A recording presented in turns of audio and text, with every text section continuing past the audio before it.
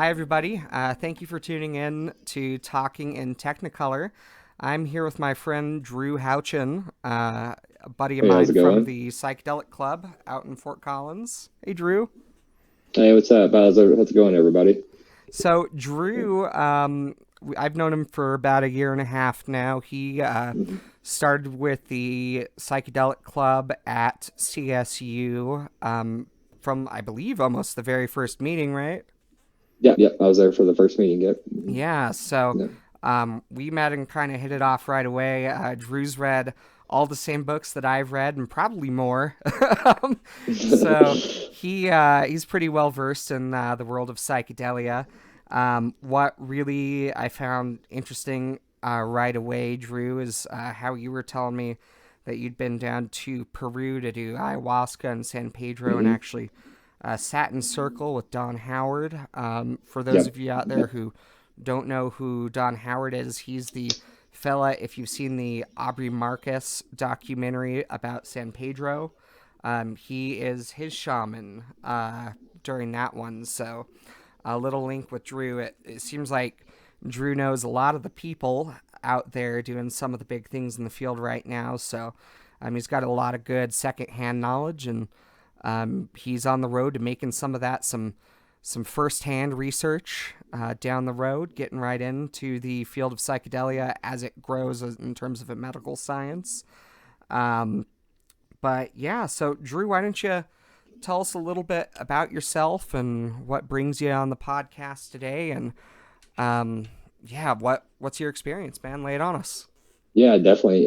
Well, I'm pretty new to Colorado. I come out here of August 2017 after ayahuasca in January of 2017, and then Toad in Mexico. I dropped my life and started to pursue my dreams. And up until this point, I've lived a pretty crazy life. am a victim of someone who spent time in prison for a small amount of cannabis in Florida. Got caught with a quarter of weed bagged up in two different bags. Wow, They just hit a me with quarter? just a quarter, Oh my and it was god, in well, two quarters, but it was in two different bags because it was two different kinds, and so they hit me intent. with a yeah, intent to distribute, Yeah. automatic felon. I had just turned 18 like 2 weeks before that, and then get put on probation for this, and failed my first drug test, obviously because my system wasn't clean. And then I Wow. failed another drug test months later, and I got sentenced to 15 months of Oh my god. Department of Corrections in Florida for weed.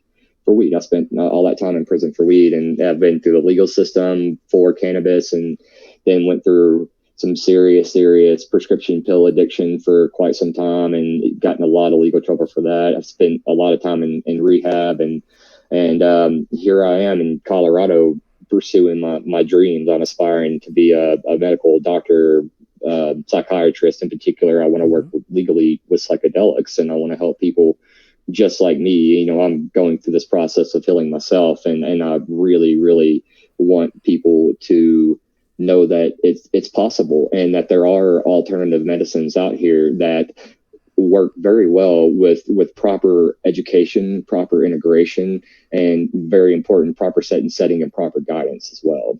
So Sure. Well, I couldn't agree more with all of that, and yeah, yeah. it really sounds like, and your experience is close to so many that I've heard with the criminal justice system. It Yeah. seems like they try to find just any way to get you to spend time or money or what have you. hmm I had a friend who couldn't get out of probation even until he passed a psychologist's exam. Yep.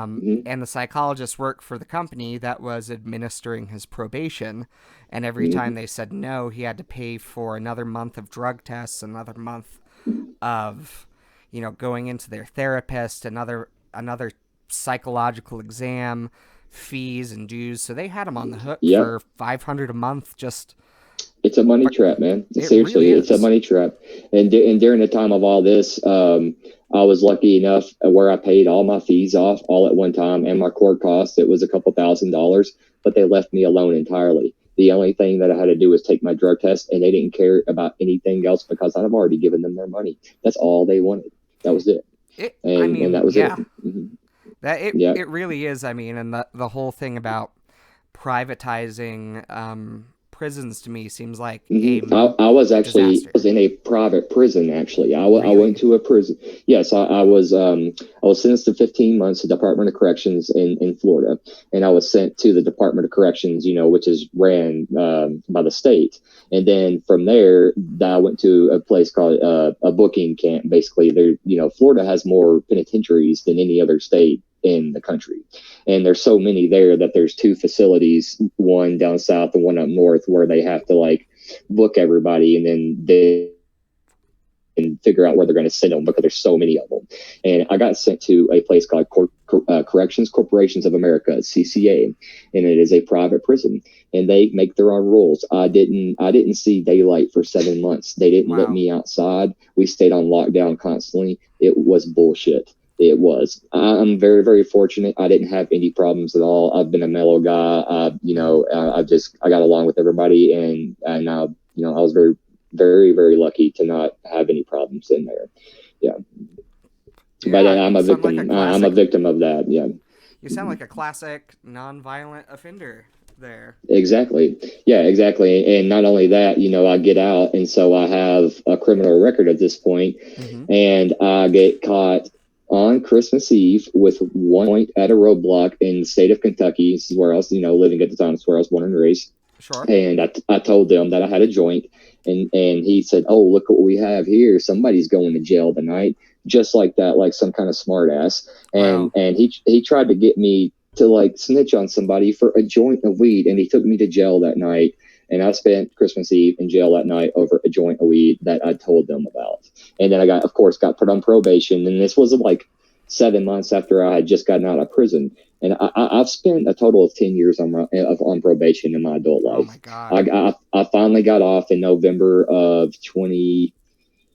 2013, and I bawled my eyes out. I was finally free. I got out of the system. I finally went through their bullshit, and man, I was trapped. It is a trap. Once you're in the system, it's so hard to get out. They keep you in there because they just want to keep putting people in prison because they're making money off of these people, and they're making money off the people from drug testing, from making them do classes, from making them do all these psych evaluations, all this stuff. Like it's a money trap, and some of it's impossible for addicts need real help because they are traumatized individuals. They're not necessarily criminals, and they're not bad people, and they don't, in my opinion, they don't have a disease. This is very traumatized people who need proper help. So Yeah, for sure. For sure. And I'll tell you, for a long time, I actually was a recruiter, corporate recruiter. So, I was hiring people to work at a call center. I've also hired interior designers, skilled tradesmen, all the way up to nurses, doctors, CEOs once I switched to medical recruiting. And the biggest thing from your $11 an hour call center job back then, maybe it was like $8.50 because this is like 2007. right, right. So like close to minimum wage back then.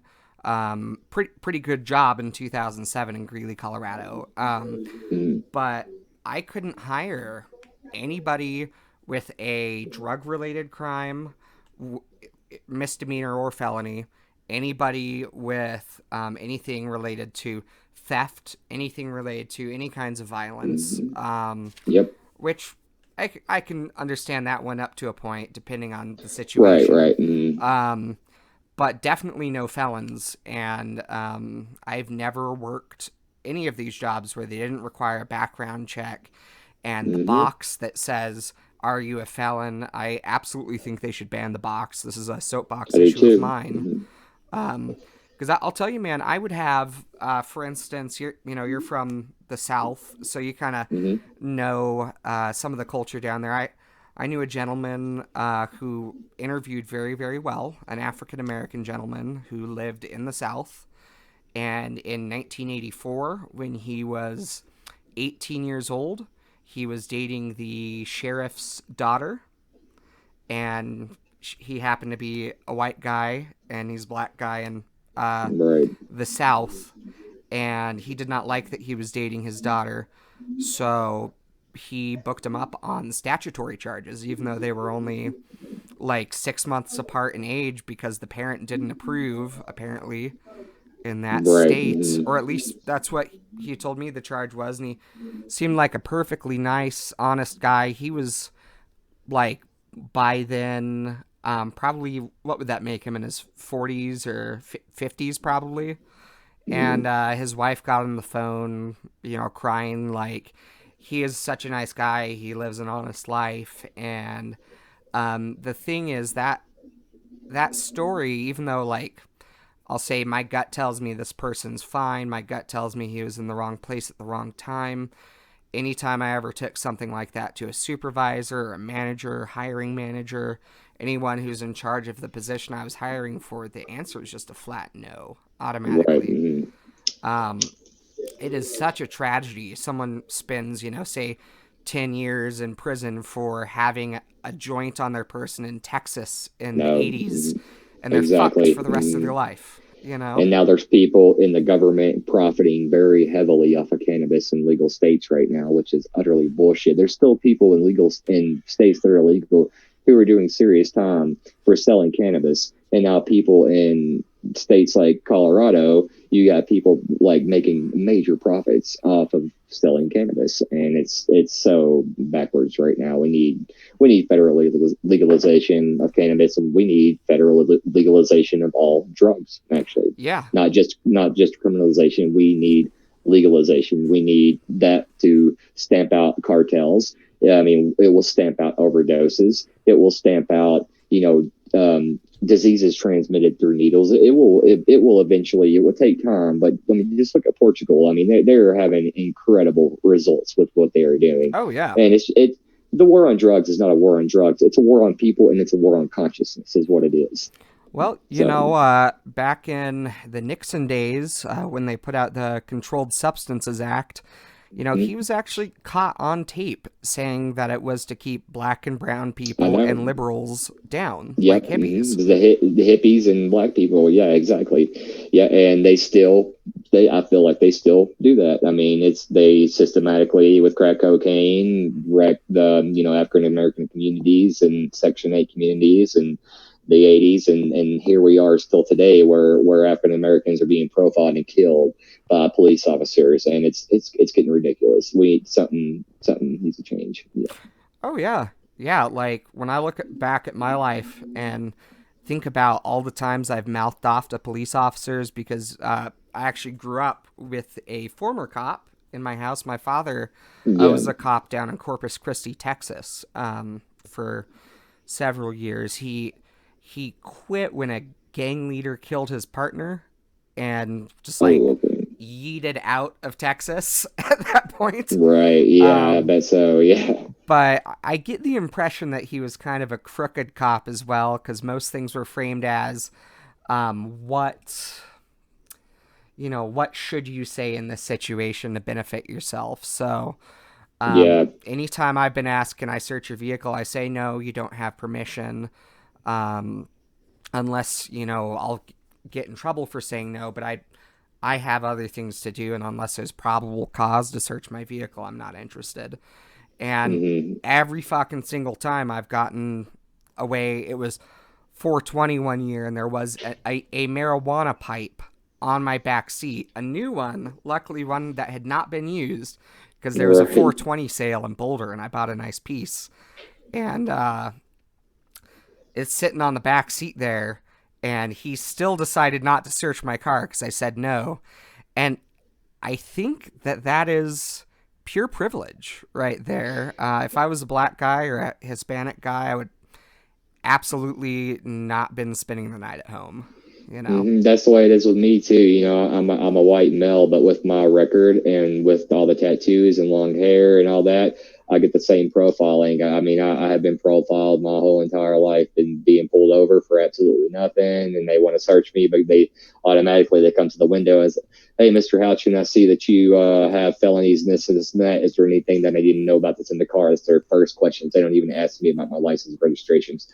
They ask me about my felonies and see if I'm going to lie to them or not about them. Wow. Yep.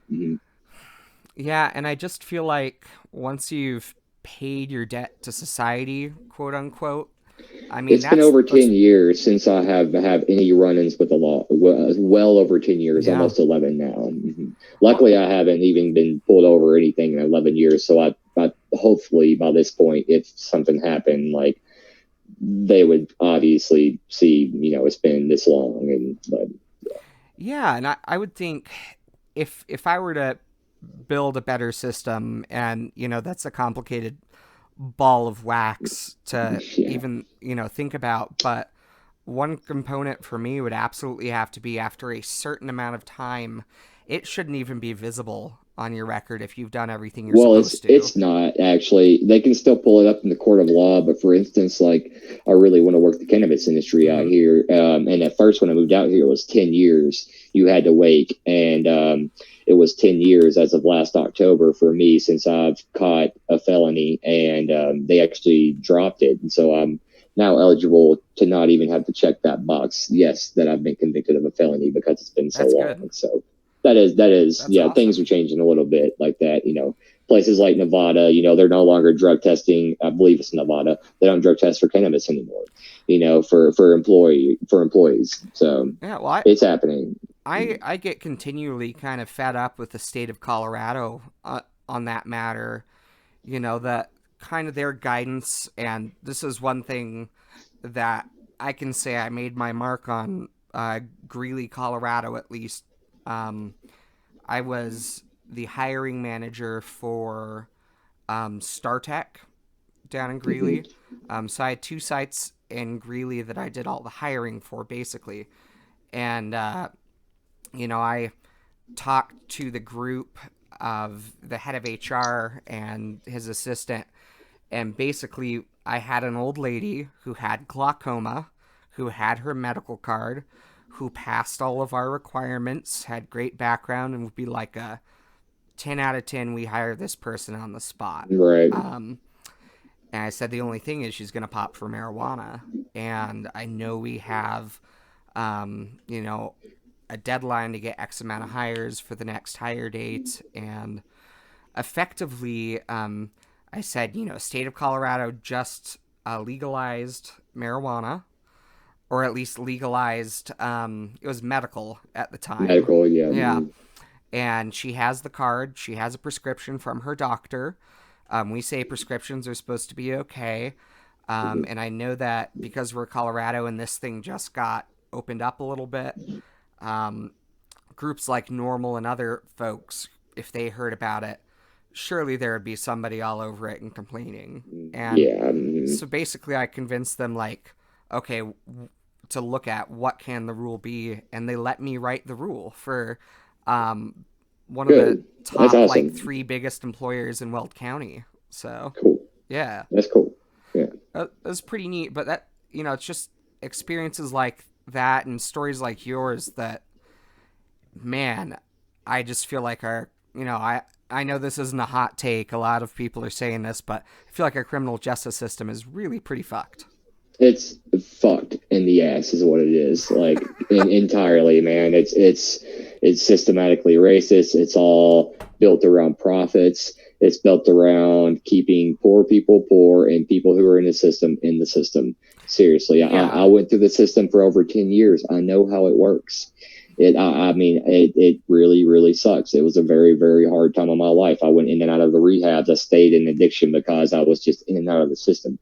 Couldn't ever get any help. They just wanted to go send me to jail every time that I pissed dirty for weed or for a benzo or something, instead of asking me, do you have a problem? Do you think you need help? You're going to jail for 30 days because you failed a drug test, and that's how it was. I mean, I dealt with that for so long in Kentucky.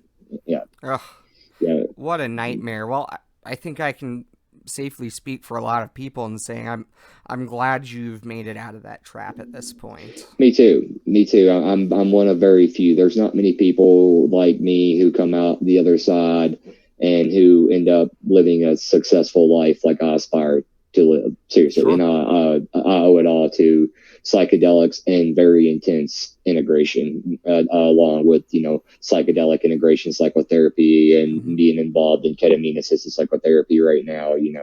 That has been a changer for me, as far as things like meditation, yoga, trying to take care of my body, which, I'm from the South. I grew up eating, you know, meat and potatoes every day and biscuits and gravy. And that's been one of the toughest things, is trying to change my diet, but it's Sure. slowly but surely happening. And, Good. but things are great, man. And, I look at my life and like, look 10 years ago and me strung out, and I'm homeless sitting on a park bench, but not even my best friend would let me in his house because I was so strung out. I had just wrecked my car that day.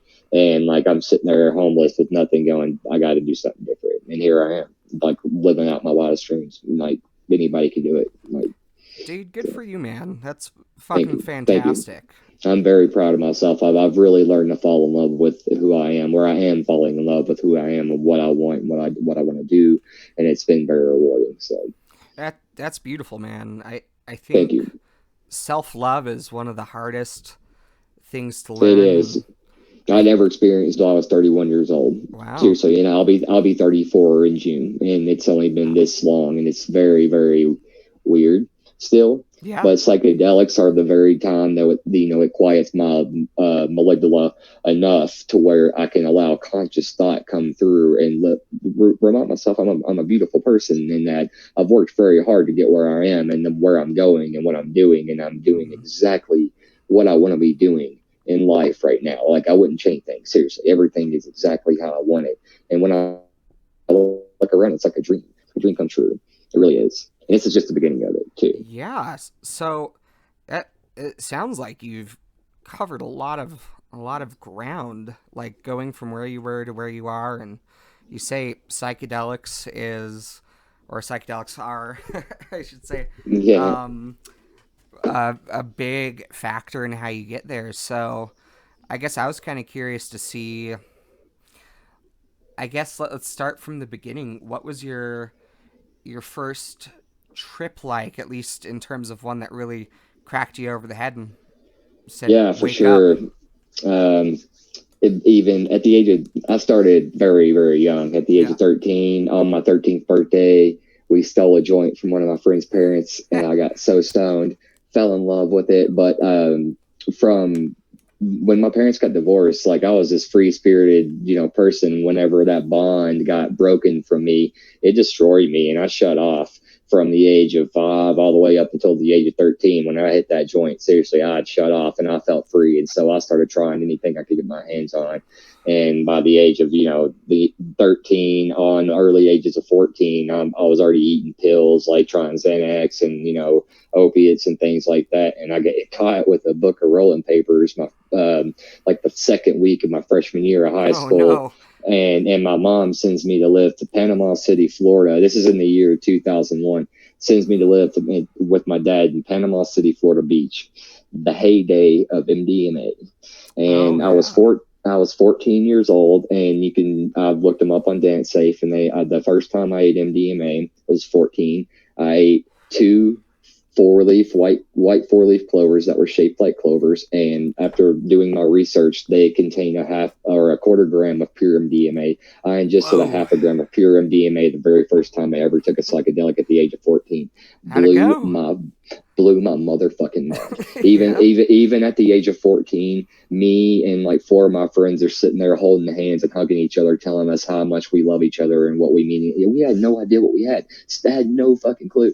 And also living in Panama City, Florida, psilocybe cubensis, in particular, golden teachers, grow wild everywhere. So Nice. we were going around at the age of 14 and 15, going picking field mushrooms from the fields and skipping school and filling our heads with mushrooms and running around on the beaches all day, just nothing but a pair of shorts on. It's the most amazing time of my life. It really was. We didn't have any direction, but we knew better than to eat MDMA more than like once, maybe twice a month. Nice. And we always like made it a ritual with mushrooms, to where we would like plan to go pick them and like not eat anything and go to the beach or certain places and consume them, and then we'll walk down the beach, and we didn't even know what we were doing with them, but somehow like they guided us along the ways to some of these experiences. I mean, it was wild. I honestly use psychedelics kind of reckless. I ain't gonna say too recklessly, but very, very uneducated, all the way up until the age of 30 years old. Actually,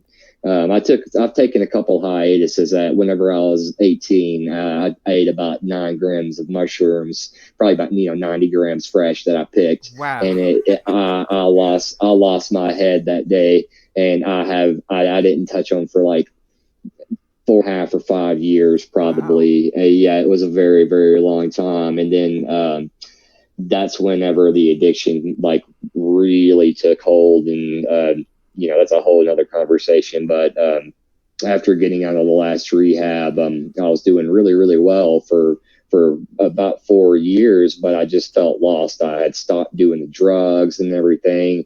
I was actually making really good money running restaurants. I've been cooking for 20 years. I'm really good at what I do, but just I wasn't doing anything else. I was working. I wasn't doing shit with my life. Like I wasn't happy whatsoever. And I actually got fed up with the place I was working, quit my job.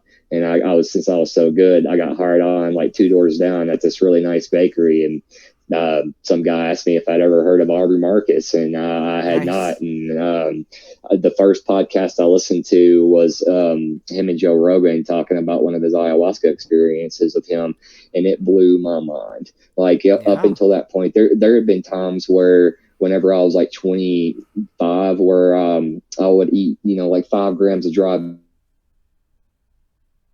mushroom, and it wouldn't do anything to me except like give me crazy visuals. That was it. I never had a mystical experience other than like that first time I ate MDMA. That was a mystical experience. I had a few of those on MDMA, which now what I know, I wasn't always eating MDMA. I probably had MDA, MDE, 2CB. There was probably some 2CI in there somewhere, all kinds of different stuff, and ecstasy back then. But some of those were pure MDMA. But anyways, listen to this podcast, and out of all these psychedelics that I had eaten and taken, I was like, no way. I didn't believe it. And like, it was very, very odd. I was at this place that I was unhappy, and I started getting the calling to go to Peru, and like having dreams about like Mother Ayahuasca coming to me. It was the wildest thing. I didn't never even heard of ayahuasca. So I started listening to every podcast I could find about this, and it was just blowing my mind. People's stories about, addiction and what, things that I've been through, and people walking out the other side with this.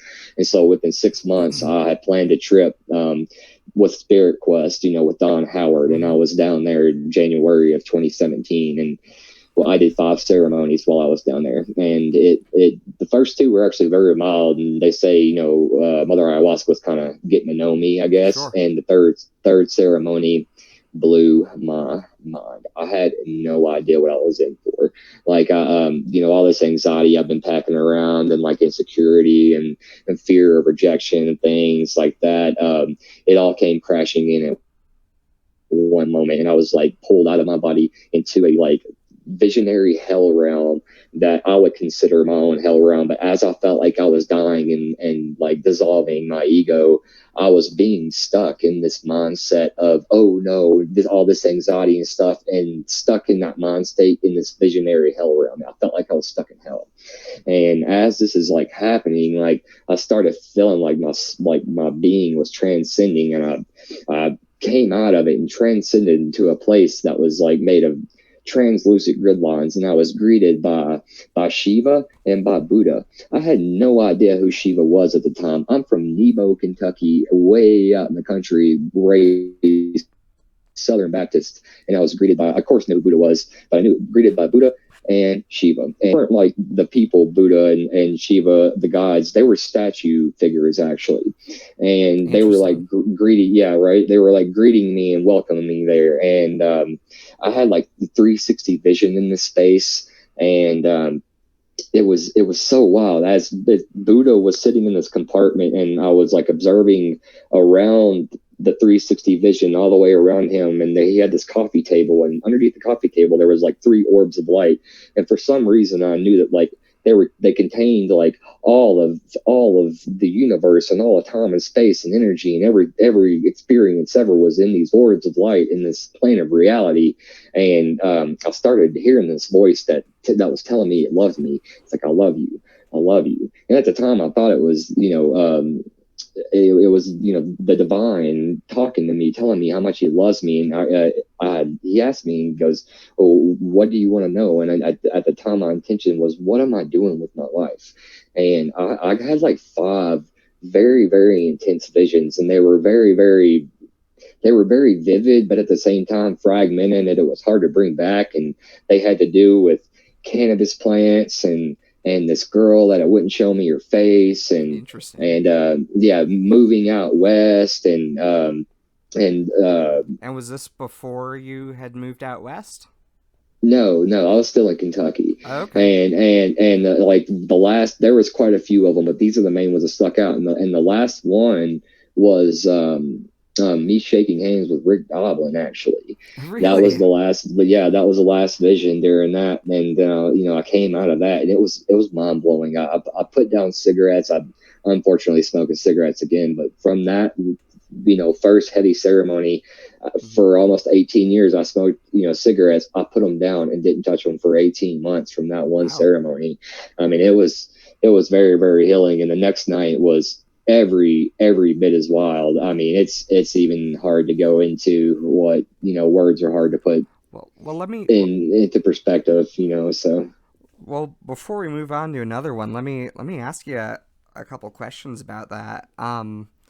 Because I thought it was really interesting some of the descriptors you were using. Because you had mentioned seeing some like translucent grid lines, and yeah. it's really interesting that you saw Hindu symbolism Oh, after that. I know that now. I had no Yeah. idea at the time, and I used to see that on like heavy doses of psilocybin before I Yeah. was really educated about this all the time. Green grid lines everywhere, like mapped out in the universe on psilocybin, like open-eyed visuals, Yeah. not even on another plane of existence, like Like some sort open-eyed of visuals. crazy vaporwave, like Is trapper keeper wild, from the yeah. 90s. Yeah. So, I just watched a show uh, called The Midnight Gospel. Have you been hearing people talk about I've this? watched the entire series already. I've known Yeah. about Duncan Trussell for years. I've been listening to his podcast. He's awesome, man. I like Don. He's an amazing person. He's like Yeah. a guru, but he's hilarious. He's like a comedian. You know, he's just a regular guy, but he's been, you know, studying all these different religions, and he's like a Yeah. master almost, man. I mean, he's an Well, awesome person. well, I gotta tell you, it was really interesting. The episode where they were in the space prison and he kept dying over and over and over. Yeah, and the bird was getting the feathers plucked out, and they were putting them on the you know, the scale. Yeah, Yeah. that's how I feel like my life has been going for the last like fucking 15 years. Actually, I've been doing that, learning the same lessons over and over and over with addiction, and here it is. And like, the scale's not only almost balanced, it's about to, like, I'm about to overcome that and rise above that shit, you know. Oh, yeah. And it's through, you know, it's a slow process. I've learned that over the years. Here in the West, we want to take a pill and we're going to be fixed. And spiritual awakening is fucking hard, man. Well, It's so hard. It's been dirty, man. It has. It's been ugly, but it's been so worth it, though. And especially here recently, when everything's coming into fruition after 3.5 years. So yeah, man. Well, I think it's interesting in that mindset as well with just wanting to take a pill and be fine. yeah. I think a lot of people really do try to approach it right now with a very Western perspective like that. If I microdose LSD, I can get better at coding. Or, Yeah, yeah, what do you they're think going about from that this. stuff? I Like, are think that's you a fucking big bullshit, trip or a honestly. microdose guy? Like, I am microdosing psilocybin, but I'm more of a heavy dose, full ego dissolution experience to understand that we are not our thoughts and we are not our body, and we are more than that, and that we can overcome things like anxiety and depression by understanding that it's a mindset, and it's our attachment to these things, and it's also from deep rooted traumas, normally from childhood, that most of us aren't even aware that it affected us. Whenever I was 5 years old, just from my parents getting divorced, I shut off, and I had this lens over my eyes that of like fear of abandonment and fear of rejection and fear of judgment. And I put it on at 5 years old. So I lived my life not realizing I had this lens over my eyes, and I shut off all the way up until, 31 years old when I went to Peru. I was a completely shut off person. I had no idea who I was or what I wanted or anything. I was a lost puppy for that long. And it was something, people would say as minute as my parents getting divorced, but breaking the bond of the two people who created me, it's fucking huge, man. And it destroyed me at 5 years old, and I completely shut off. I didn't talk much. I shut off, and yeah, but luckily I'm working. I've pinpointed those traumas, and I'm now actively working through them. So, well, yeah. I'll say for me too, especially learning from San Pedro and even ayahuasca to a degree, I would say that a concept that has become really, really important in my life, having grown up in a pretty broken home myself, right. cycle of abuse and, parents divorced as well, fought like cats and dogs for way more years than they ought to have, but it's really shown me personally, and I'd like to see what you think about this. I feel like the concept of intergenerational trauma is huge. Like in my family, you can see the ripples that one action three generations back goes. Like my great grandfather abandoned my grandfather, so he grew up without a father, so he didn't know how to be a dad. And then raised my dad, who didn't know how to be a dad because his dad didn't. And then I had to, through a lot of work, unlearn all of their collective intergenerational ancestral trauma that rolled down to me, so I don't pass that on to my sons. And that's one thing that I would say plant medicine has really taught me, is not just trying to heal my heart, but healing the future generation, cause, of your family, for sure, dude. And I feel like it goes along with this idea that we talk about a lot, the not like what we post on Facebook, but the concept of the meme. Almost like we have DNA that shows that expresses in our body as different features we have, or characteristics, blood type, what kind of nose you have, all of that stuff. But a meme is this idea that there's almost a structure in the invisible world of ideas and information. So you may have a meme, maybe your great great great grandmother was really afraid of snakes, so then her daughter, all the way down to you, all just the whole family is super terrified not into them, snakes, Well, I think personally, man, I think it works the same way with food and obesity. Things like, I'm not a doctor, but this is just my theory that one day I'm hoping to, look to, that things like, high cholesterol and heart disease and diabetes and things like that are not hereditary so much. Sure. They probably do have some to do with hereditary over the years, but you eat like your parents eat, that like they taught you to eat, and you teach your kids to like your parents taught you to eat, and so on and so on. And so it runs in your family because nobody ever stops and goes, fuck that, I'm going to take care of myself. I'm going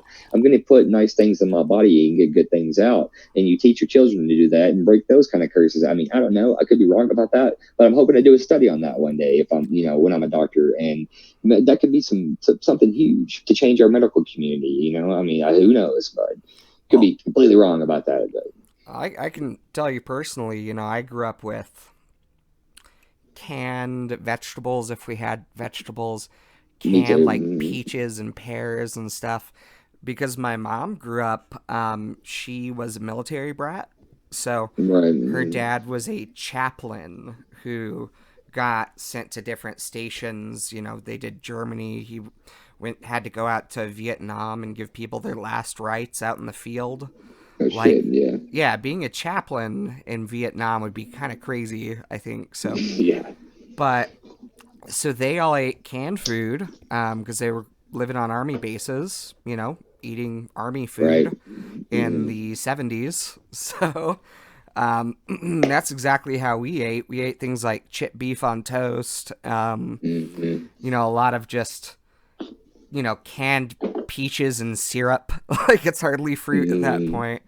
And so I was out living on my own before I really had fresh vegetables or Right. fresh fruit. And I'll tell you, you know, I wouldn't want to eat that stuff when I was a little kid, but I always loved Yeah. beans from the garden because that was the fresh vegetable time of the year, you Right. know. Mm-hmm. But I think kids will eat what you show them you eat and what you put in front of yourself and them. And, you know, so my 3-year-old loves to go in the garden and pick all the different kinds of lettuce and eat them. See, that's cool. Mm-hmm. Yeah. Yeah. That's cool. Yeah, their Yes. favorite Yeah. breakfast is usually like either a fruit salad or steel cut oatmeal with raisins in it. So, That's good. Yeah, that's yeah. good. Cause probably because that's what they see you eating, right? I mean, I'm assuming. So, Yeah, I eat I drink a lot of beer, so that's why I'm no, a little yeah, thick. Um, but I eat pretty good. We have a lot of greens and especially mushrooms. I eat a lot of mushrooms too.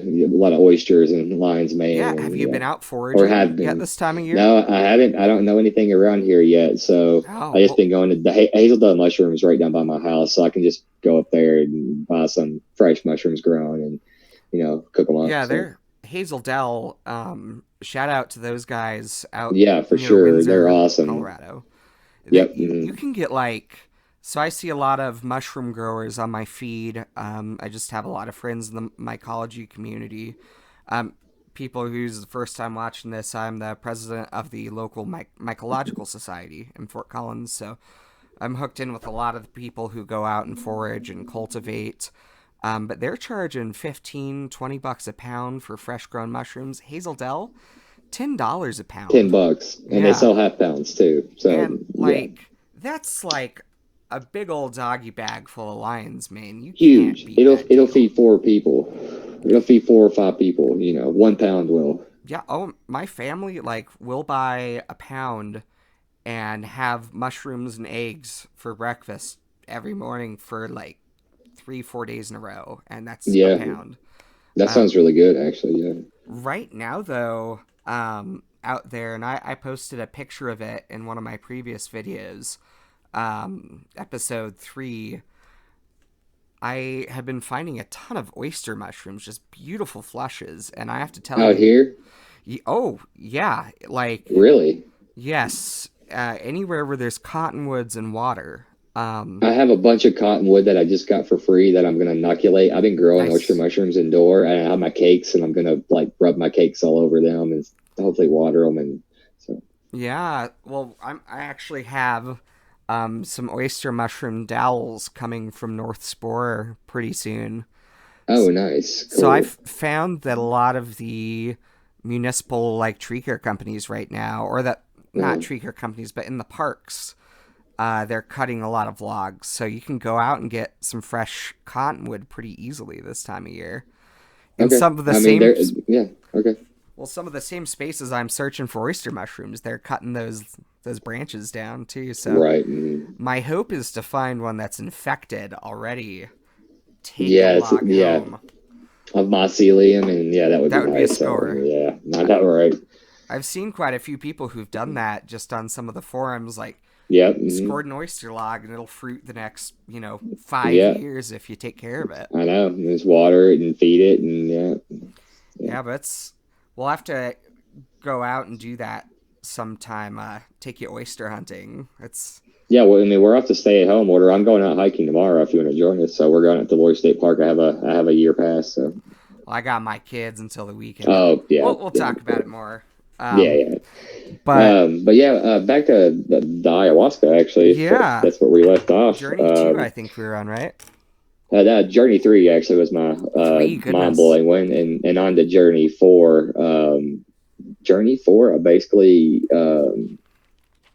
it was very different. I was put in like a trance like state, like a dream like Mm-hmm. state. I was like halfway aware that my body was still in the maloka laying on the mat, but I Yeah. was still like having this visionary experience, and this blue voluptuous like goddess come out who they call Mother Ayahuasca and guided me Mm-hmm. by the hand, and I got to basically relive my childhood up to around 14 or 15 years Really? old, except it from my 31-year-old perspective at the time. I got to see a lot of beautiful memories that I forgot that I had with my dad whenever before my parents got divorced, that my mind just shut off because I only remember the bad because he wasn't around anymore.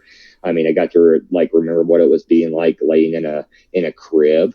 I mean, as a newborn baby. I mean, Wow. I got to like enter my body as a 2-year-old. I remember staring into a mirror all the time in my mom's room. She had this like big like stand up mirror that was oak, like finished, and I got to go there and like look at my 2-year-old self in the mirror with my 31-year-old perspective, and then Nice. on to where the day my dad left and understood that what they were going through, and thinking it was my fault or something, and understanding that was the beginning of the understanding that some people just don't work out, and the kids are normally the one who pay the price. And yeah, that's basically where I put those lens on that I was talking about, and that was me living that out until the drug years and seeing why I did drugs, because I was I found a group of people that accepted me and was showing me love for the first time, and Yeah. without the bond of the parents. And yeah, so it was very, very healing. And that that was my fourth ceremony. The fifth ceremony was very mild. I think they do purpose. The first two are mild, the second two are like very strong, and then the fifth one is also mild to kind of like bring you back down out of it. But I came back to Kentucky in that little town, and I didn't have anybody to talk to. They kind of just left me high and dry, to be perfectly honest. They never called me and asked me how I was doing or nothing. So I started doing yoga every day, meditating every day, and reading books every day. And I actually found this book. This is The Toad of Dawn, and Rack Razam wrote that book, and I read that book in like one day. Nice. And it's actually an autobiography of Octavio Reddit, which I don't know really what happened to him. That's a whole other story. But Rack Razam wrote the book, and so I contacted Rack and told him about my ayahuasca experiences and what I've been going through and my life story and all that stuff. And he invited me to come to Mexico, where it's completely legal to do toad medicine, Mm-hmm. 5-MeO DMT. And after reading the book, it was like I have to go. And these people that I met in Peru, like a month later, Rack contacts me and he's like, "There's still 4 spots, 4 people backed out. Do you know anybody?" So I got to go with 3 other people that I went to Peru with and did ayahuasca, which Nice. was very, very special. It's very awesome. But I mean, I was so lost at the time, and nobody told me anything about ayahuasca other than me reading books and listening to podcasts nonstop and doing whatever I can, because I didn't know anybody else that had been through this. And so I was ready for anything when I got down there. And I had a full 75 milligram dose on my second day. And the only way I know to explain it is I mean, I'll keep it vague, but I became infinite. I became the universe. I mean, I died. My body literally fell down. 5-MeO DMT, like, it shuts down the entire prefrontal lobe, like, and so you fall out, and like the ego completely shuts off, and so it feels just like death. And instead of like an dimethyltryptamine to where you're blasted off into an alternate reality and experience the crazy landscapes and entities, I was shot back into this body, but I had no recollection of who I was or even what it meant to be human. And all the people around me, they were me and I was them, and we were all the universe. We were all God. And the sand that I was picking up, everything, and like my body was doing madra poses like automatic. I didn't know what madra poses was at the time. This was like right after ayahuasca. Sure. I was like in madra poses, sitting on the beach, running up and down the beach. And that was the first day in 31 years of my life that I told myself I love myself. That's And beautiful. during that split moment, I healed so fucking much. And that was the beginning of the journey. But I will say, I dropped my life in Kentucky after that, and I started to follow my dreams. I moved out here to Colorado to follow my dreams. But it's been a really hard 2.5 years trying to integrate. I haven't done many psychedelics whatsoever.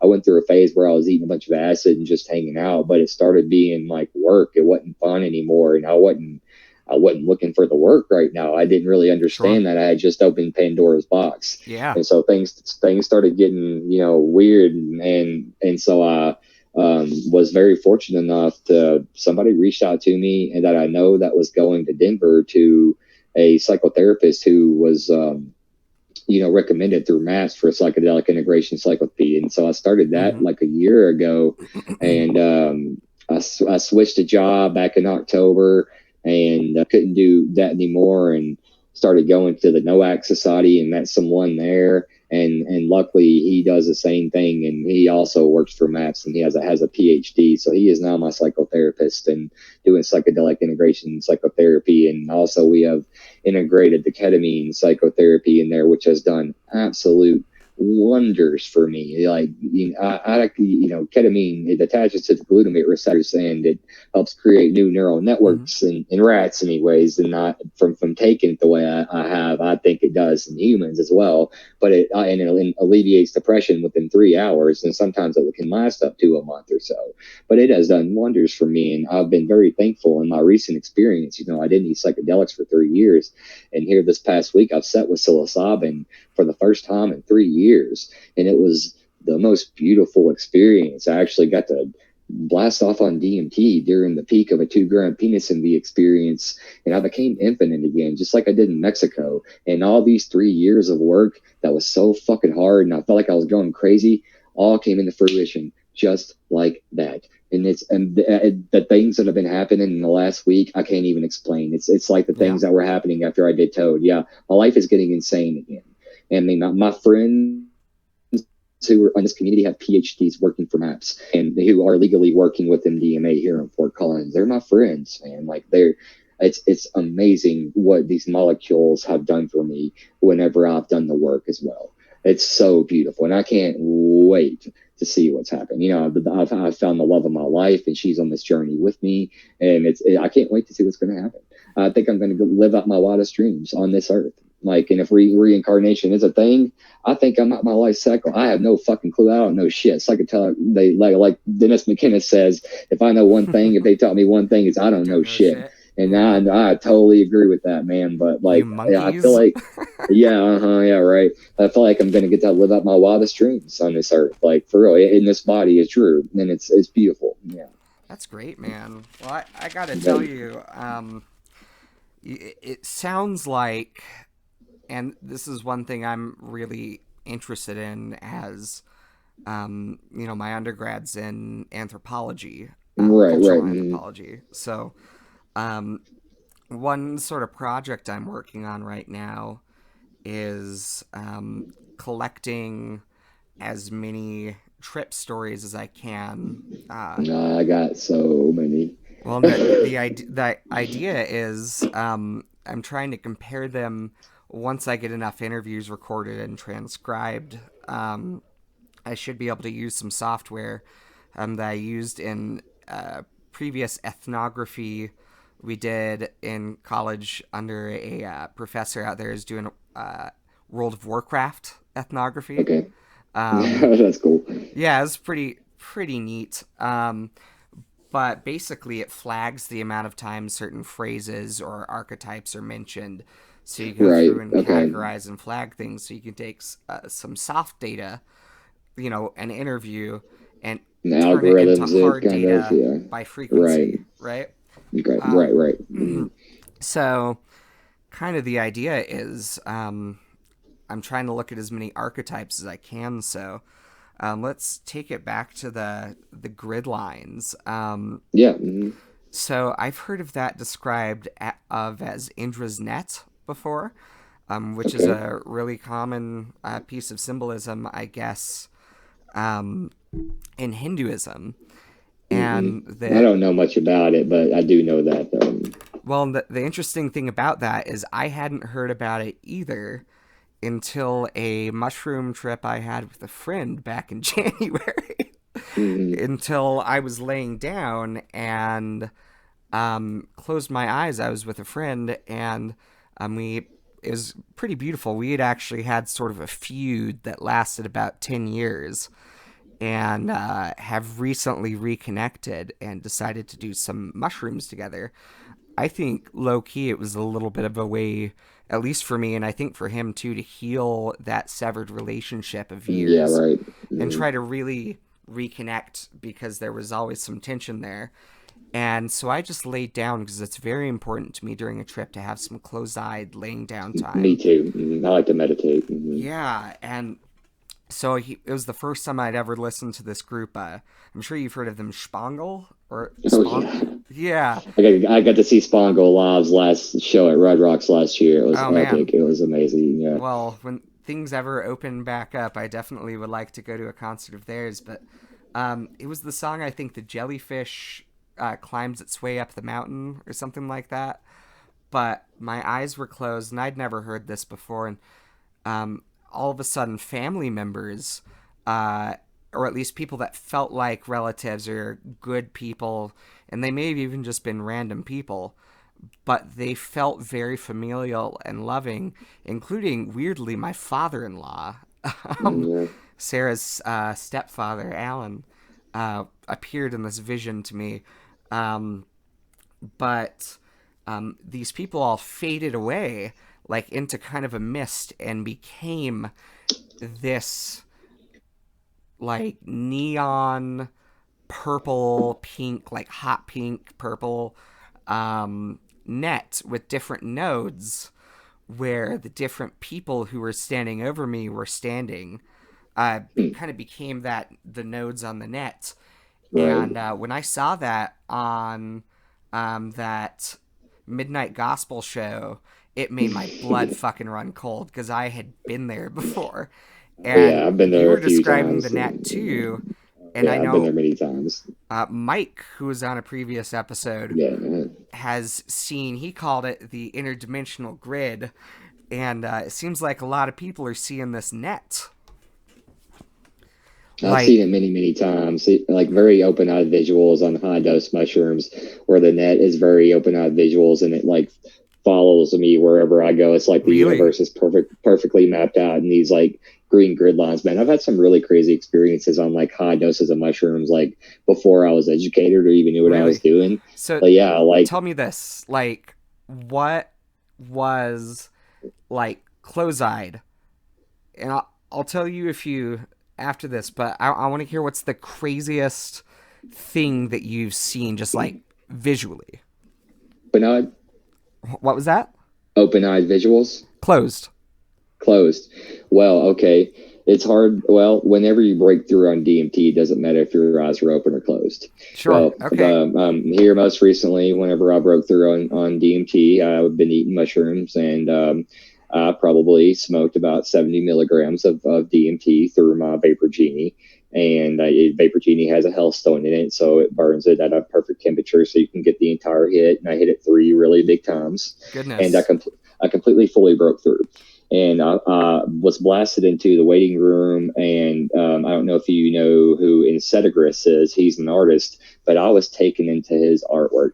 He is so good at Really? depicting the quote waiting room of endless hallways of ever changing like tubes of geometry. And then also it turned from that to Alex Gray's rendition of the endless hallways of the Godhead Oh, everywhere. cool. And then from there I was blasted into what felt like a board meeting of entities, and they were like these translucent beings, and they like stood up and greeted me.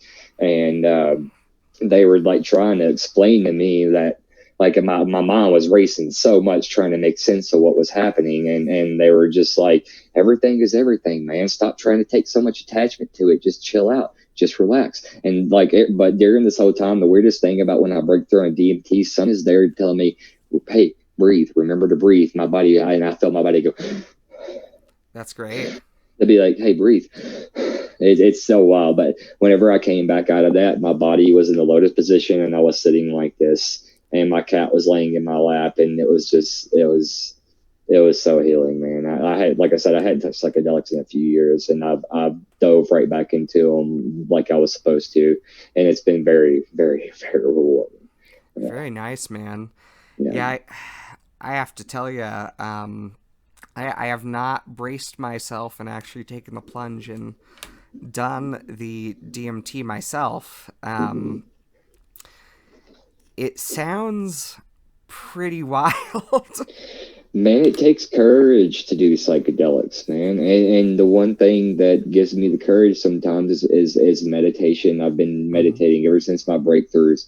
We're on this, like, I'm laid off. I'm staying at home, so, and it's been super nice out. So I've just been getting to wake up and sitting in my yard in the sun, meditating, listening to music for like 2 hours every morning, and that Nice, really, really, really grounds you. And that really helps out a whole lot, man. I mean, nice. it really does. Meditation and yoga is key to stretch Oh out yeah, energies and learn to sit with your feelings. So, yeah. Those are very, very huge in my practice as well. mhm.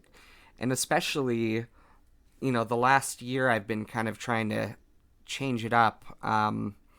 It got to the point when I was doing a lot of mushrooms, and that same year was the first year I tried San Pedro, um, ayahuasca, mushrooms. You know, I think that's it for that year. But there was plenty of it, and even the ayahuasca that the shaman made um, had Amanita muscaria and peyote in it, and Oh, really? datura. So she was not an ayahuasquera; she was more of a bruja. Um, Yeah. but and she was also trying to manipulate people to join her. She called it her eco lodge, which is a cult, I think. But kind of kind of strange the whole thing. But that kind of opened me up quite a bit to where if I do just sitting meditation closed eyed, I've actually been able to make myself start tripping. Just sort of, I guess, retracing my mental steps to Mhm. that space. Um, so one time, just maybe microdosing a little bit around that time, but just sitting and meditating, um, I entered a space close eyed that looked disgustingly, like laughably, like a Lisa Frank, uh, like children's binder from like the Yeah. 80s or 90s, like Uh, rainbow unicorns and kittens and like some Joe Exotic ponies. shit. And like the weird thing is, after a while, I was just laughing at it and ended up opening my eyes, but I was having open eyed visuals for like a good hour after that. Yeah. And I was also experiencing, because I had to lay off for a while after that, a little bit of HPPD um, kind of I've had stuff. that for probably, I don't know, 13 years or so. Yeah. It doesn't bother me whatsoever. It actually helps me tap into it really easily. It just it helps me understand that the electromagnetic spectrum has so many variations, and I feel like that I don't know if I'm in tune with it more, or Mm. like I've exposed myself enough to the vibrations of it that I'm aware of the vibrations whenever I sit still. Like, I mean, I don't really know. I've dealt with it for a very long time since my 16-gram mushroom experience, and it's just a part of my life. It doesn't bother me. It's whenever I wake up in the middle of the night to use the restroom, I see the green grid lines, open eye visuals every single Wow, night. really? That's Yeah. crazy. So Yeah. I'll have, I have reactivations almost every night. I'm used to them. wow. Yeah, Mm-hmm. I'll just have like most times, and it hasn't bothered me really since I started doing mushrooms because I think that made a lot less little things in life bother me. Yeah. But I will see, like, if you've ever played Mario 64, you know how when he Oh gets yeah. like close to the painting, it ripples a little bit. Uh-huh. So I'll just be chilling out sometimes, and it'll ripple a little bit. Mm-hmm. Or ever since a particular San Pedro trip, where the wood on my floor in the main level of my house. There's a, wood floor, and it looked like swirls in an Amazon river, like the dark brown river was flowing through my living room. So occasionally, if I defocus when I'm just like chilling out watching TV, it'll look like a river out of the corner of my eye now as well. But Yeah. I knew I had done a little bit too much back to back because I had done San Pedro like small amounts every day for a week to prepare for a big trip in sort of like a little bit of like a faux shamanic dieta with San Pedro and chamomile. It was a combination. So the chamomile was sort of my plant ally at that time, and basically did that. And when I came off of quite a large trip, a few weeks later, I did mushrooms, and then after that was just sort of chilling on it for a while. But anytime I would just smoke a bowl, I was out walking my dog at night, I would start tripping, and I knew I had to lay off when one night I hadn't done anything, and I was just taking my dog for a walk, hadn't even smoked yet, and a fucking vortex, like out of Rick and Morty or some sci-fi, just appeared at the end of the street, and I decided maybe I shouldn't walk that way, and then I realized, wait, vortexes aren't real, and then it went away. And there's always I feel like when you get deep into this stuff, maybe sometimes where it's a good idea to just, as Dennis McKenna says, dry up for a little while. Yeah, I know how that goes. I can eat mushrooms every day, and I've eaten mushrooms for 9 days in a row one time. Wow. How did that go? It was insane. That's when the last day is when I had like those insane open-eyed, I feel like time and reality came to a stop, like open-eyed visual, not in a visionary experience, me in the middle of the woods, like I felt like time came to a standstill, and out of nowhere, the only thing that I saw moving was me. Like the trees stood still, and there was like these teeny little spiral, like looked like LED lights floating everywhere in the air. Wow.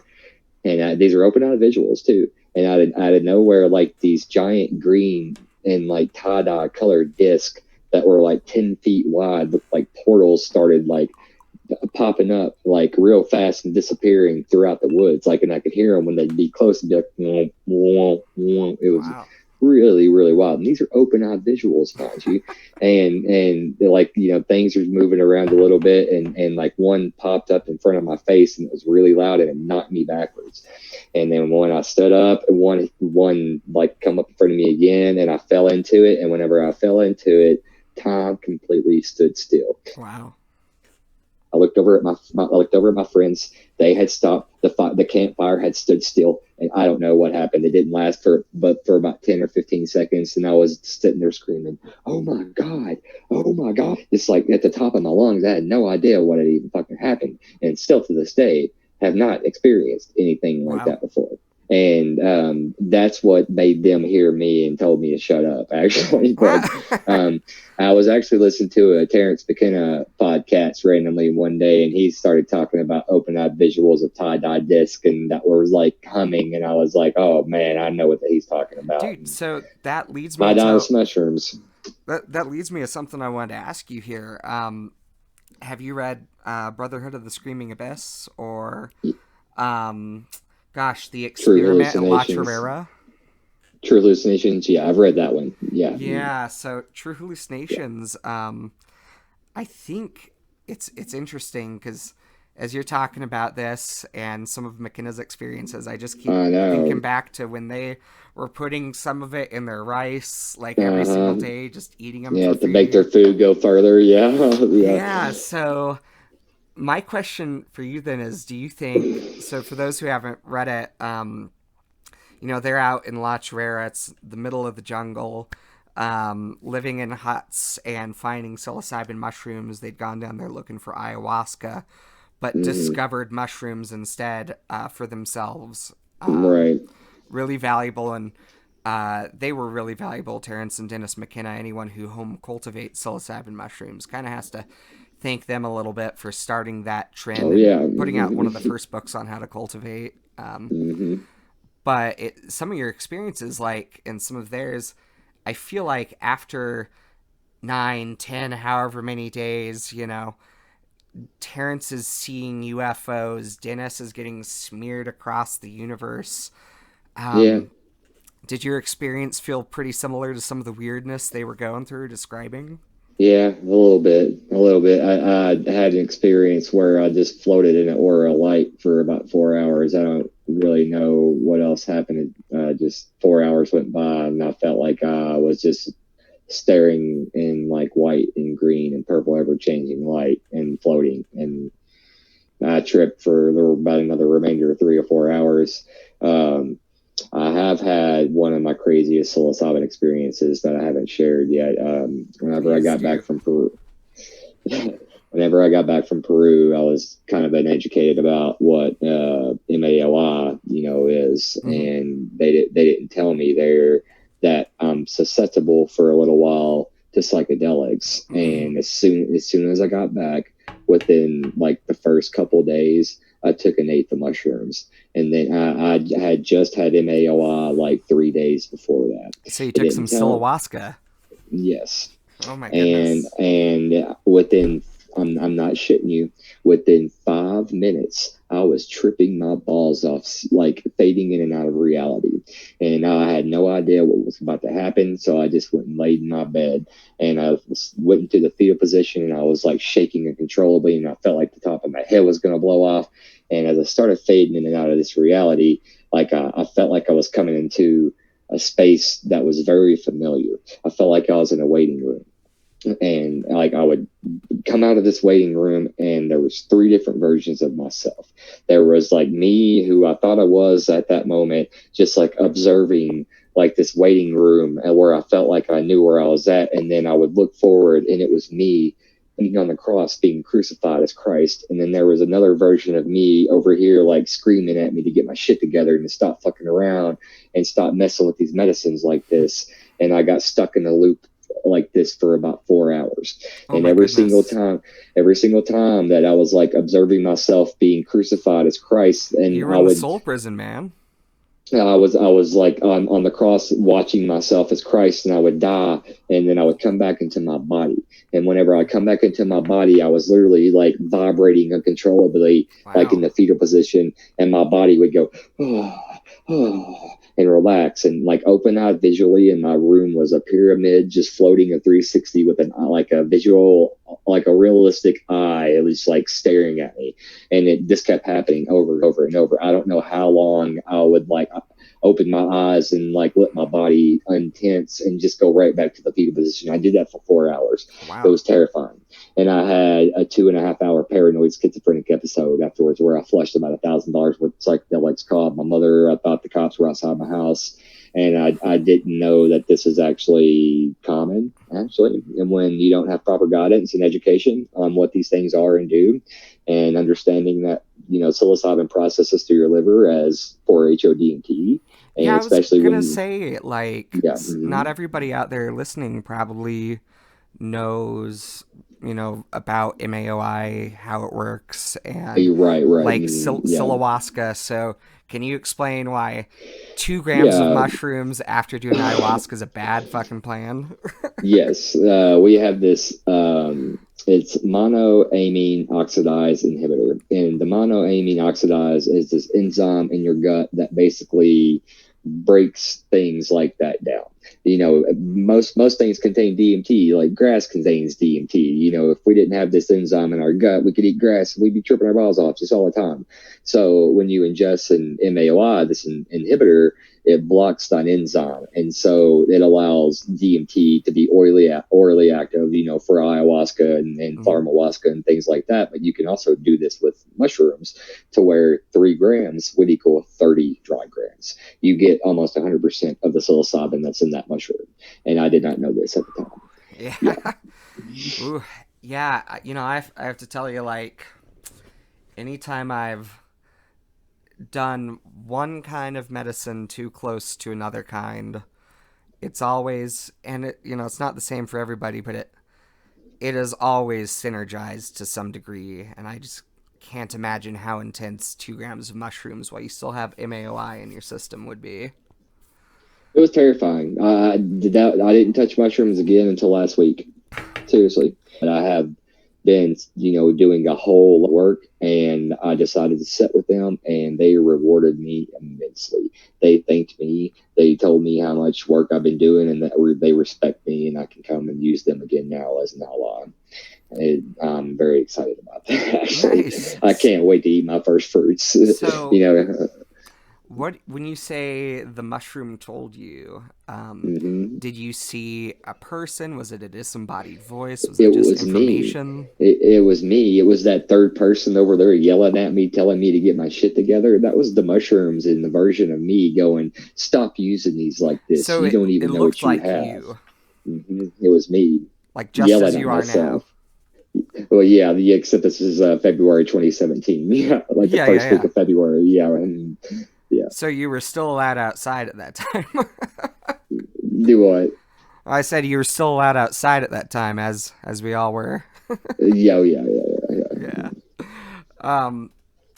Wow. So it sounds like you've had a really impactful trip, because I can just tell since I've been talking to you these last few times, it seems like you've got a whole new energy about you. I do, man. I really do. Like, just the last couple weeks have been life-changing. Coming back to plant medicines after doing all this legwork has been the best thing I could suggest to anybody. Like, there's so many little weird sects of the psychedelic community right now, with the festival kids and this new age spirituality and pseudo spirituality, and people who just like to get fucked up, and to each their own. Psychedelics are a tool. They'll let you use them for the most part however they want until you're ready to change, and then they will show you some shit.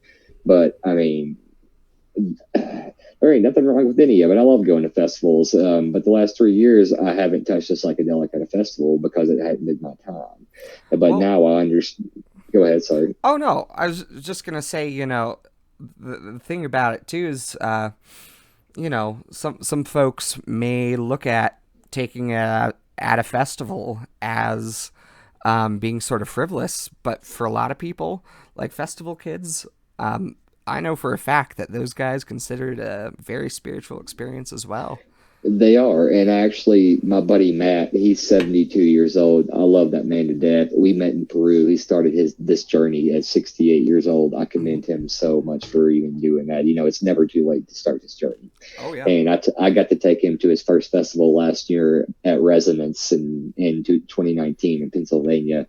It was such a blast getting to see him on MDA and 4-ACO DMT, just like having a blast. A 72-year-old man out there, wearing pants that he got from Peru when we were doing ayahuasca, nice. And everybody absolutely loving him. It's an old man. He's a beautiful human being. It was so special to me to be able to share that with him at 72 years old. Nice. And he absolutely loved it. It was awesome. Had he done anything like that before? Never, nothing even close. And it was amazing. That's awesome. Yeah. How did he like it? He loved it. He can't wait to go again. He wants to go again this year. Yeah. Nice. And what festival did you say that was? Yeah, it's called Resonance. It's actually kind of like Papadosio's, kind of like their festival a little bit. They kind of do 4 sets of it, but I love that festival. It's a really good one. It's, quote, some really, really good people there. Some festivals get out of line, but this one is really, really low key, and it's a good one. It's nice. Good. So what kind of music do you like to listen to? What do you listen to so much different music. Papadosio is up there with my favorite band. Mm-hmm. My favorite band is Tool. Okay. I actually don't tell many people that, but they're in the psychedelic community. They understand why Tool would be my favorite band. Reflection is probably one of my favorite songs. Me too. The whole album Lateralis, after what I experienced, man, I understand just him breaking his ego down and then writing this rendition of Lateralis as he is going through this brutal awakening, and then coming out the other side, and then his mother died writing 10,000 Days, and writing those two songs, 10,000 Days, Wings for Mary Part 1 and 2, and Healing. Just watching this dude I've been obsessed with Tool since I was 12 years old. Whenever somebody showed me, like Undertow, and then, Opiate was already out, and then here's Anima right after, I guess Anima was already out whenever I first started listening to him, but I've been obsessed with them for so long and following them and getting to watch this dude heal himself through his art and his music, and then doing whatever the fuck he wants. And like, that's what life is all about. He is successful in his own eyes, and he does whatever he wants. And in the meantime, he's rich and famous. And he didn't even mean that to happen. It just happened because he was doing exactly what he loves. And that's beautiful. That's what the human condition is about right there. He's gotten to make some really, really cool stuff on the way. Yes, like he has. We used to sit in high school. This kid really introduced me to Tool. We would sit in his basement and watch music videos on. I think it I got was the like DVDs still. Huh? I still have those DVDs. Really? He watched it on DVD. Nice. Yeah. I have actually VHS Tool that's like bright orange VHS tape.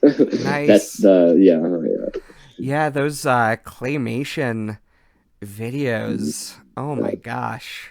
Yeah, Adam Jones, their guitar player, he made most of that. Really? He did the movies like Jurassic Park and Terminator. He left his dream job in Hollywood as a special effects artist to do the band Tool, actually.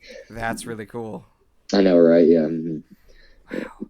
Yeah, I remember there was a concert in Denver that came. I want to say maybe it was like 2009 or so. It was right before I moved to Fort Collins from Greeley. And I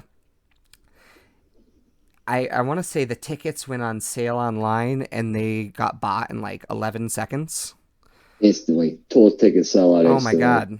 And I'd never heard of anything like that because, I used to go to like Warp Tour every year. And I got lucky and got to see him up a bunch of times on this tour. It was fucking awesome.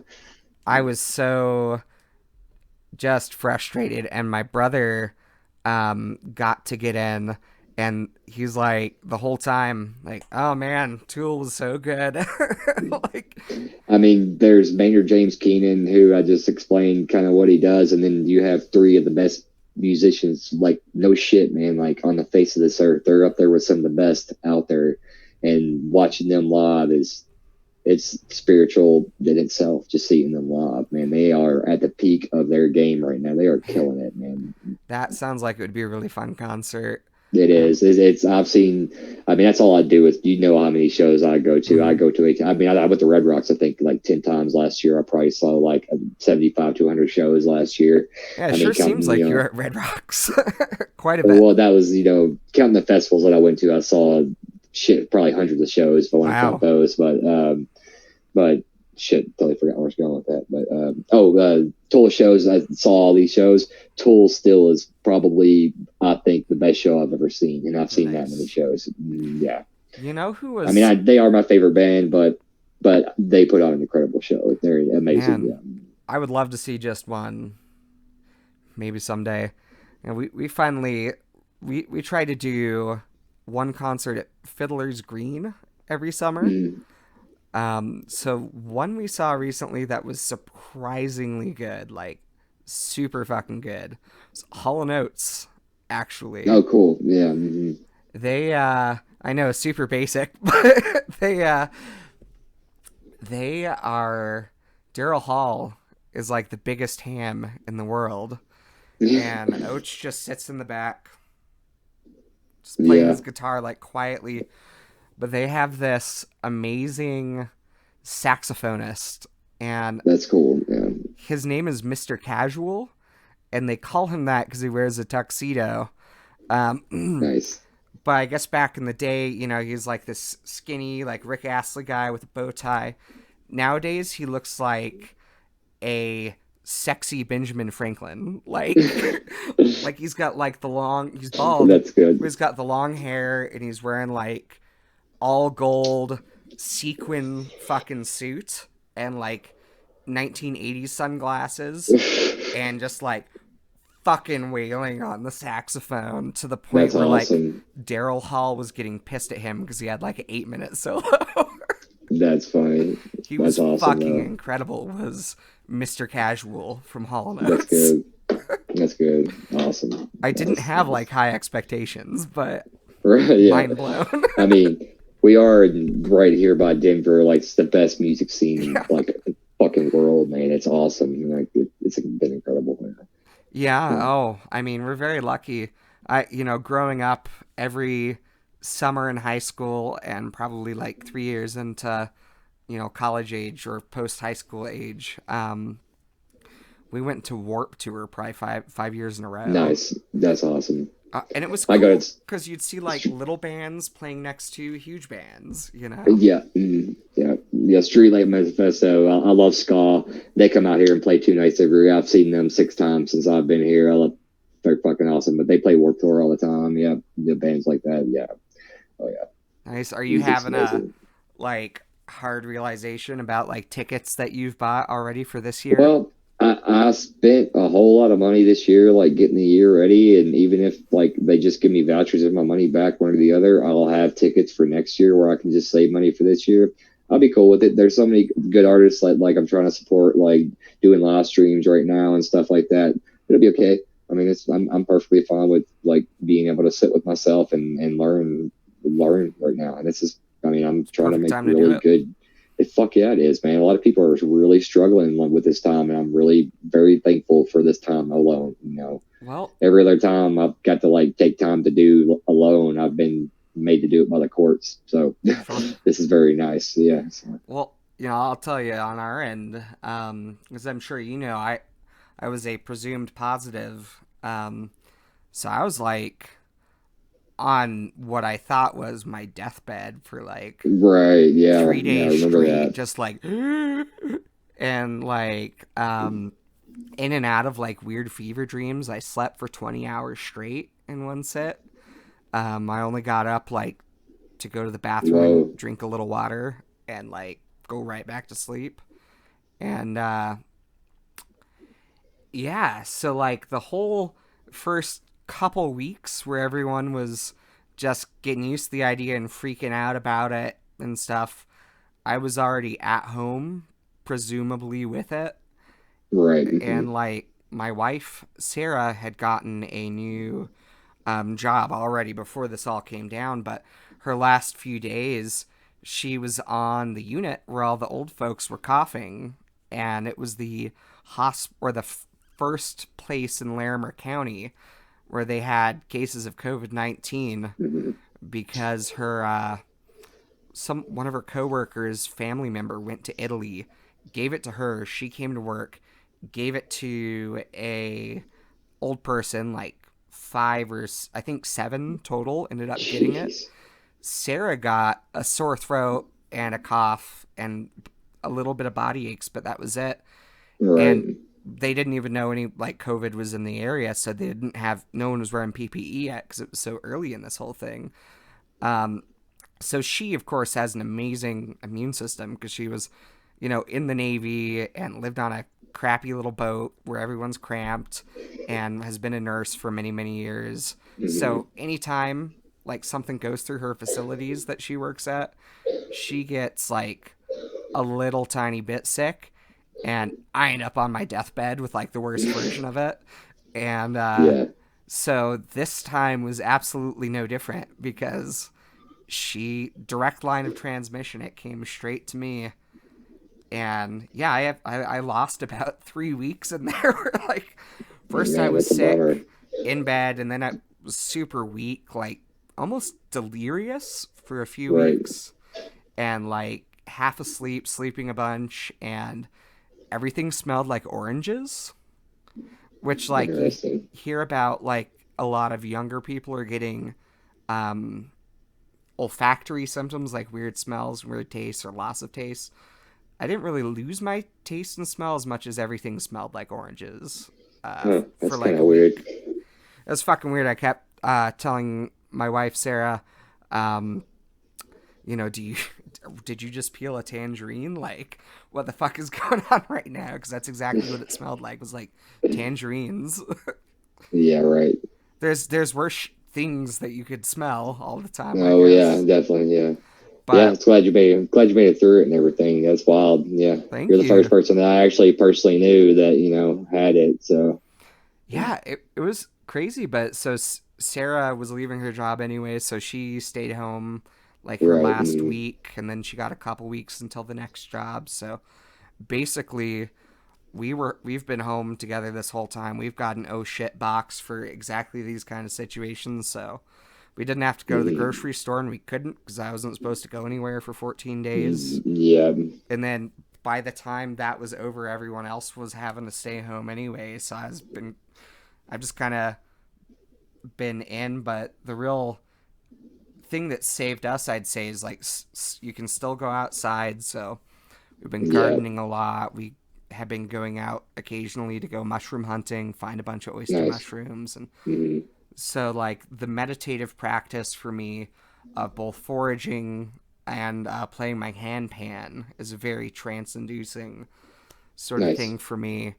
Um, Combination of those two things, and we also got a steel drum recently, so I've been playing a lot Oh, of cool. like it's actually a steel pan. It's the Trinidad and Tobago version. Yeah, I know exactly what you're talking about. Yeah. Yeah, it's called a jumby jam, and you can get them like pretty cheap compared to anything else in That's that cool. realm, and it sounds fucking amazing. So we've just been out in the sun playing Caribbean music, like, That's awesome. and that my 2-year-old and my 4-year-old will be out there dancing, and I'm just playing the That's steel cool. drum. Like, more often than I, not, they want to try to play it too, though. So, yeah. Mm-hmm. but imagine like being locked in with kids, like that's a whole other Yeah. different kind Oh, of I'm thing. sure. Yeah. Yeah. Yeah. I Well, keep cracking up at all these other parents out there. They're freaked out that they've been at home with their kids for 2 weeks as a stay at home parent. It's like, yeah, welcome to my hell. yeah. Yeah, we don't have any kids or any, we have animals and we're just been hanging out and doing what we want, hiking and yeah, Nice, it's been fun. Yeah. nice. So you've been getting out in the sun a lot. Oh yeah, a lot every day. I've been literally sitting in my backyard, just like meditating, like in the sun every morning for like 2 hours, hour and a half Nice. or something. It's been awesome. Are Yeah. you guys going to be planting anything outside this summer? Oh yeah, I actually just put up a mini greenhouse that I bought yesterday. So, Really? yeah, What are we you got a bunch of planning stuff in we're gonna it be planting. besides the Uh, obvious?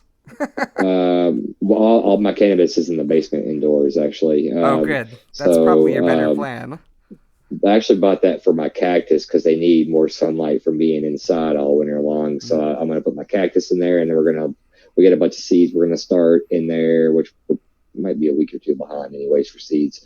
But yeah, we're going to grow a bunch of peppers and probably some squash and zucchini and corn and it's not none of the ordinary, just basic nice. ones, Plenty of veg. tomatoes and So how yeah. is it going to be greenhouse this whole summer, or are you planning like how big is it?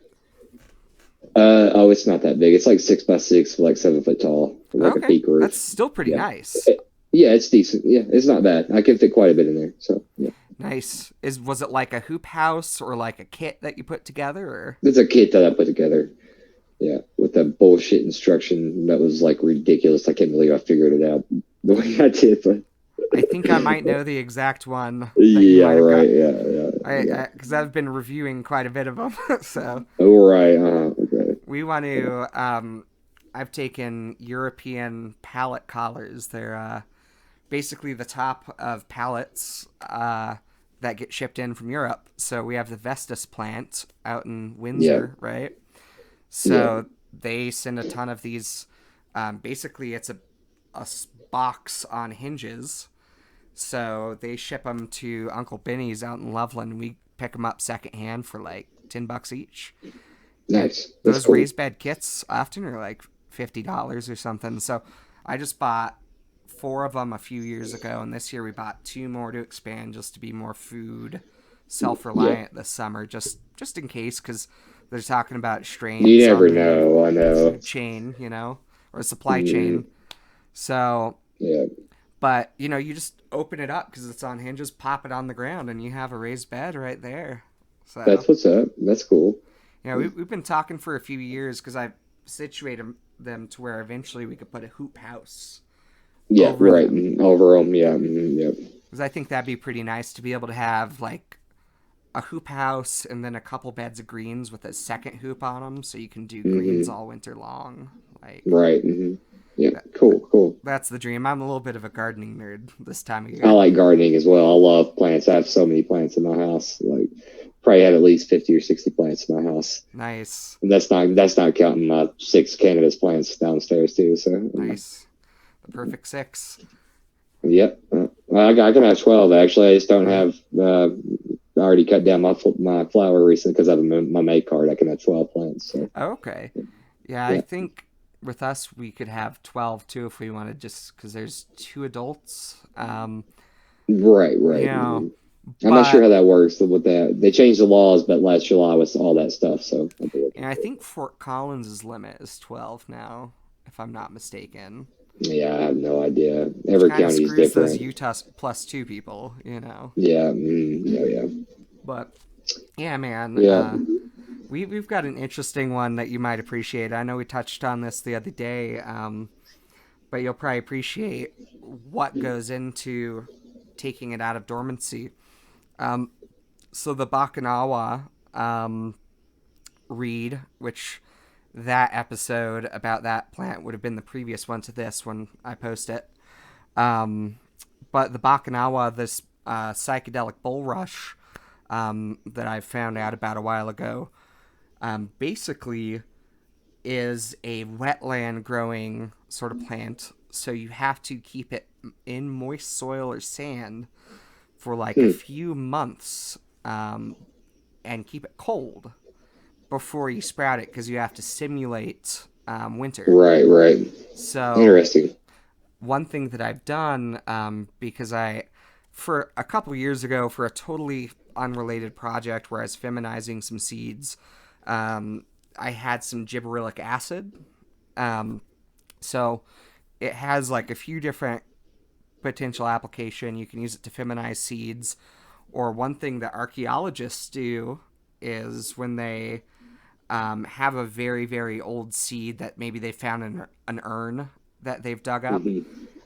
Basically, whatever the chemical within the seed that's responsible for giving it enough energy to germinate gets replenished by the soak of gibberellic acid. So you could plant 1,000-year-old seed but never germinate, even though all the DNA and everything inside is perfectly intact. Right. So if you give it like a 24-hour light soak in a gibberellic acid solution, it'll bring seeds out of dormancy either much faster or at all in some cases. So this year I've used it to revive a 10-year-old strain of tobacco that I had when I realized this old Spanish heirloom tobacco. I realized that the seed company no longer exists, so you can't really get that strain anymore. So I grew it just to preserve it. But as I was researching how to do that, I came across another article saying that you can use it to shorten dormancy periods on super stubborn seeds. So I've got these Bakanawa seeds. I did them in a soak of gibberellic acid. So instead of having to soak it for like a month or 2 in the fridge, it should only be a week. So I've taken some out to That's start really cool. germinating now. So Interesting. Yeah, be interested to see how that goes. Yeah. I'm going to do like a side-by-side comparison in 4 stages where I take a couple pots out every week and label them. I'm going to see just how much does it change the germination rate over time. So okay. Yeah, okay, cool. At the end of it, either way, I'll be left with some psychedelic ergot containing bulrush roots. So, yeah, we'll see what it's all about. Yeah. I don't know if I have the balls to try them, though. I don't know. What about you? Yeah, I probably will. Yeah? Sure. All right. Do a little bit of research. We'll send you bravely in.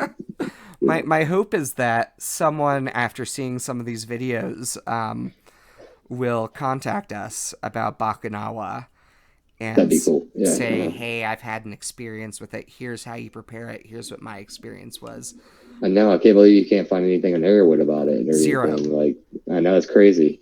Out of all places, Airwood. Like, so we'll see. Yeah, Yeah. and literally my YouTube video is the very first one, first time anyone has ever talked about it on YouTube that I can find. There's Wow, that's certainly crazy. been no dedicated videos to it, but maybe someone might have mentioned it in passing. But literally, the only thing I can find about Scirpus acutus whatsoever is just videos from like USDA. Here's what this plant looks like, kind of Right. very dry material. So it's. Hmm. I'd love to have someone from Mexico tell us about what their I know experience that would be is. cool. Yeah, yeah, that would be cool to contact somebody that knows about the tribe who uses it or had used it, or we'll see. We'll see what comes of it. So Yeah, I have a feeling that someone will come forward at some point. yeah, yeah, cool, cool. Yeah, Well, even if man, it. it's been good. I think this went really really well. So Yeah, we've been going for quite some time now. How long have we been going? gosh, goodness. Looks like at least an hour 30. Cool. Yeah. Well, you wanna wrap it up and call it a night there. I don't know. 6 more hours? I'm just kidding. Yeah. Um, yeah, well, I think so. I think so. Well, at this point, I just want to thank you for taking the time to come on. And Yeah, thank you. I think this is going to be a good opportunity for both of us, and I'm really excited about it. Yeah. yeah, so I guess we'll see you guys next time. And hopefully, we'll Yeah, see definitely. more of Mhm. Drew here on the cast. Yeah, And you should definitely be seeing more of me. So, absolutely. So, thank you guys, everyone who stuck with us and watched this whole time. If you have any questions, comments, please feel free to put them down below. Make sure to share and subscribe if you haven't already. And just thank you from the bottom of my heart from listening. And let me know what you thought. If you have any information on Bakanawa, please contact me. So, all yeah, right. definitely. Yeah. Thanks, Drew. Yeah, thanks, man. I'll see you later.